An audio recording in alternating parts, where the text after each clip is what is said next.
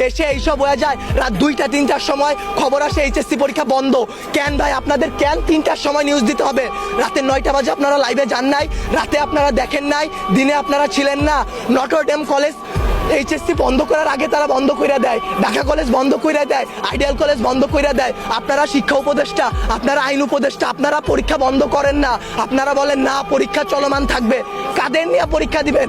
আমরাই তো দেশের ভবিষ্যৎ, আমরাই তো ভবিষ্যৎ, তাই না? যারা মারা গেছে তারা আমাদের থেকে আরো ভালো ছিল, তারা আরো কিছু করতে পারতো। আপনারা আমাদের কথা ভাবতেছেন না, আপনারা ভাবতেছেন আপনাদের কথা। আপনাদের এইসব বলা আমার গলাটা ভাঙিয়া ফেলা ভাই, দুইটা সেম কাজ। তার কারণ কি আপনারা কোনো নিউজই দিবেন না, সব কাটকুট করে ফেলবেন আপনারা।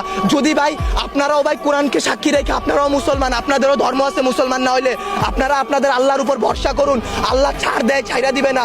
আজকে যেই বাচ্চাগুলো মারা গেছে তাদের বাপ মারা এখনো খায় নাই, তারা ভবিষ্যতে কোন দিন খাইতে পারবে তারা জানে না। তাদের অভিশাপ যদি ভাই আপনাদের উপর লাগে, সাংবাদিক সমিতি কেন সম্পূর্ণ বাংলাদেশ লইরা উঠবে। আল্লাহর বিচার আপনারা দেখছেন, মৃত সাগর বানাই দিছে, মৃত সাগর বানাই দিতে আল্লাহ 2 মিনিট ভাবে নাই। ফেরাউনরে পানিতে ভাসাই দিতে আল্লাহ 2 মিনিট ভাবে নাই।